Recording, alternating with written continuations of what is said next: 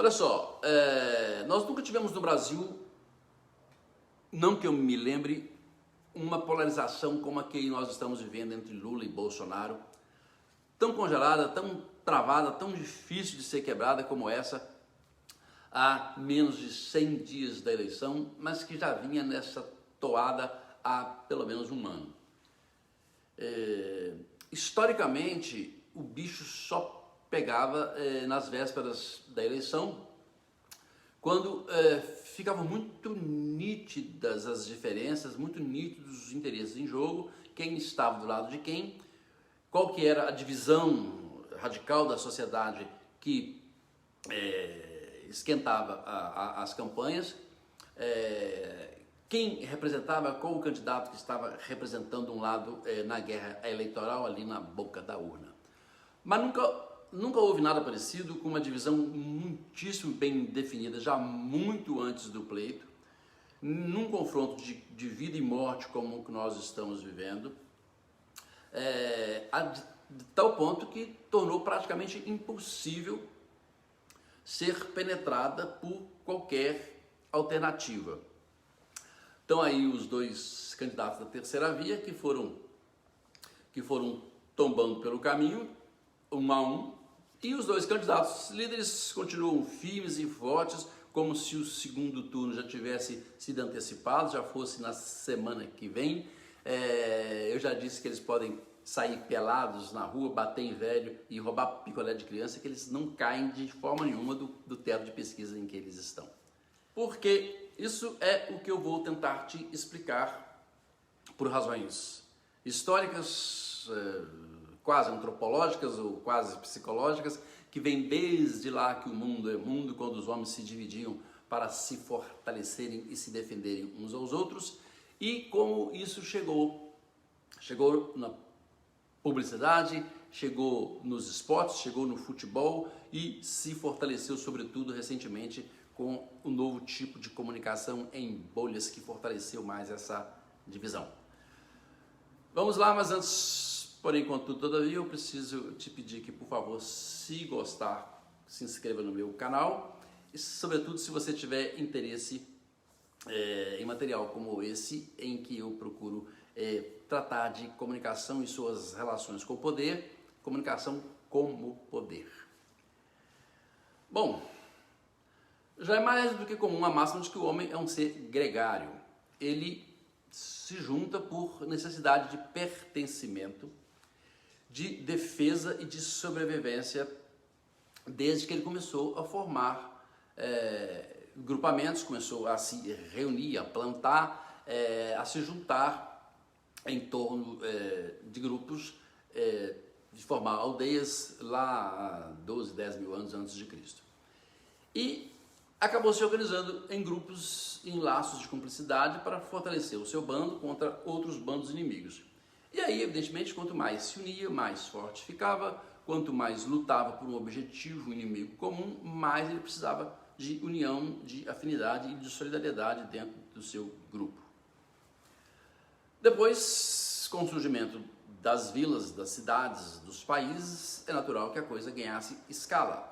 Era preciso mais do que uma organização em bandos, era preciso mais do que tribos, era preciso formar exércitos com a mesma afinidade, a mesma solidariedade, a mesma união e o mesmo propósito. Se unir em grande escala para fortalecer e combater em grande escala, né? Aí, evidentemente, vieram os símbolos, vieram os hinos, vieram os ritos, vieram os rituais de sacrifícios e todo tipo de mística que pudesse fortalecer esse sentido de pertencimento, essa afinidade com o seu grupo, com o seu exército, com o seu país. E, evidentemente, por causa e efeito, chegamos às guerras. E até um ponto em que as guerras ficaram tão ridículas e tão sem sentido que a Grécia, que é o mais sábio de todos os países desde sempre, inventou as Olimpíadas, que era um jeito de você fazer a guerra brincando. Você canalizar essa tendência, essa vocação, essa necessidade humana de guerrear com o outro para sobreviver em jogos inocentes, em jogos divertidos, em que cada grupo, em cada país pudesse saciar esse desejo de torcida e de vingança sem ferir uns aos outros. E essas Olimpíadas que são um sucesso e que ajudam a mostrar que o homem não é um bicho tão ruim quanto parece ser, mesmo que seja nas Olimpíadas e seja há 4 anos, foi inspirando outras formas de canalizar e de saciar e ao mesmo tempo de civilizar, né, o espírito guerreiro e de competição humana. Você tem o casamento, você tem o capitalismo, você tem a justiça e você tem as competições esportivas modernas e a noção de sucesso, né, de vitória, sem necessariamente ferir objetivamente e literalmente o outro ou os outros. O que veio a dar no que eu vou falar, que é o futebol, a publicidade e as redes sociais. Nada mais parecido com a disputa política, com essa polarização raivosa que junta grupos de afinidades em comuns um contra o outro, do que o futebol. A gente sabe que nada parece saciar mais a necessidade de pertencer a um grupo, de se sentir forte dentro de um grupo e combater o inimigo contra ele, do que as torcidas de futebol. Quanto mais o torcedor se fortalece na ideia de pertencimento do grupo, mais ele odeia o adversário. E quanto mais ele odeia o adversário, mais ele tem motivos para se juntar e se fortalecer e se isolar. A publicidade, que é uma ciência do século XX que vem incorporar todas as técnicas de manipulação para faturar em cima dos comportamentos humanos, sobretudo esse, é claro, queria tirar partido da coisa e, entre tantos, explorou o que se chama de princípio da dualidade, que use e abuse de duas marcas fortes de tal forma que fica impossível para qualquer outra marca penetrar no meio das duas. A disputa feroz de mercado que a publicidade alimenta, como uma guerra do Peloponeso, uma guerra de Israel contra a Palestina, acaba funilando o gosto e a lembrança do consumidor em duas marcas apenas, em duas marcas líderes. Você tem a Coca-Cola contra a Pepsi, você tem o McDonald's contra o Burger King e você tem o Visa contra o Mastercard. É muito difícil qualquer outra penetrar no meio. Ou a torcida por dois times consolidados como oposição, em que a preferência por um explica imediatamente o outro. A gente vai ter, se você fala da torcida do Cruzeiro, você vai remeter imediatamente ao Atlético. Se você fala do Flamengo, você vai lembrar do Fluminense e etc, etc. Se você falar de Pelé numa roda, alguém imediatamente vai lembrar do Maradona. É muito difícil que você fale em Cruzeiro e a pessoa vai lembrar do América, não é? Vai lembrar imediatamente do Atlético. É muito difícil que você fale de Flamengo e a pessoa não vai lembrar do Madureira. Fala do Flamengo, vou lembrar do Madureira. Não, você vai lembrar imediatamente do adversário principal dele, com o qual ele sempre se fortaleceu, lutou e acabou fortalecendo o outro também. E na política você tem república e monarquia, democracia e ditadura, direita ou esquerda, Estados Unidos ou Rússia. Você tem o Partido Conservador e o Partido Democrata, o Partido Trabalhista e o Partido Conservador lá na Inglaterra. Você tem Trump, você tem Biden e você tem Lula e Bolsonaro.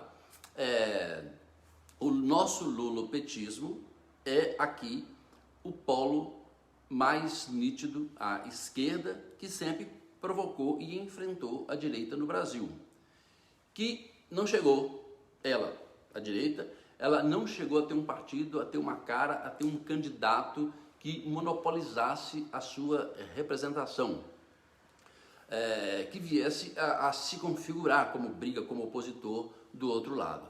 Os únicos dois presidentes de direita de verdade que nós tivemos antes de Bolsonaro foram o Jânio Quadros e o Collor, que, como se sabe, não aguentaram o tranco e caíram logo quase no início dos seus mandatos.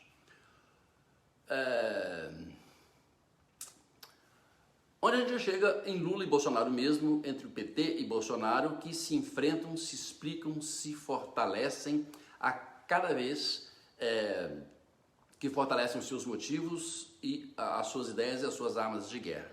Se alguém fala mal de Bolsonaro, a pergunta inevitável é: e o Lula? Se você fala mal do Lula, eu falei, e o Bolsonaro? Não é não? Uma das boas explicações do nosso caso é que nunca houve dois lados tão nítidos. O PT e o lulopetismo já tinham o monopólio da esquerda, mas ainda não havia se formado alguém para representar o monopólio da direita. O PT não havia ainda descoberto um inimigo nítido. Ele usou o PSDB, que foi seu inimigo eleito e inventado, que não se consolidou do outro lado como um partido de direita, porque ele tem muitas das afinidades ideológicas e confundia suas ideias com as do PT. Já o Bolsonaro é totalmente adverso da esquerda, ele não tem qualquer possibilidade de se afinar e de se compor com a esquerda, nunca, e atraiu com força de fé a parte da sociedade, que é enorme, que deve ser talvez metade, que não tem qualquer identificação com o partido de Lula, e que perdeu o medo de ser de direita, de sair à rua, como eu já até contei no outro vídeo que tem aqui. E é no ódio de ambos que eles se alimentam e se fortalecem como o homem lá da caverna, como as torcidas de futebol. E acrescenta-se que os dois foram presidentes da República, eles têm experiência no cargo, eles têm um recall maior que todos os outros candidatos e representam esses valores que eu chamo de muito nítidos, de concepção de governo, de papel da economia, de papel na vida do Estado, na vida social e na vida cultural do Estado. A grosso modo, a direita defende livre mercado e liberdade individual pelo mérito, a esquerda defende o controle do Estado e o interesse coletivo sobre a liberdade individual. E essa guerra veio se agravar entre nós, ainda mais, com o trauma recente e ainda insuperado do impeachment da Dilma Rousseff, produto de um ódio ao PT, que a gente sabe que o Jair Bolsonaro cavalgou com muita competência como nenhum outro candidato. Não é por outro motivo que ele é o polo de vingança a ser combatido, que fortalece os laços de quem o combate, que é, evidentemente, o PT, a maior força. E depois, principalmente, veio o caso das redes sociais e a comunicação em bolhas, que isolou ainda mais os grupos de interesse comuns, protegidos e facilitados, né, pela tecnologia, com a possibilidade de você combater o inimigo sem risco, sem anonimato, sentado no seu sofá com o celular.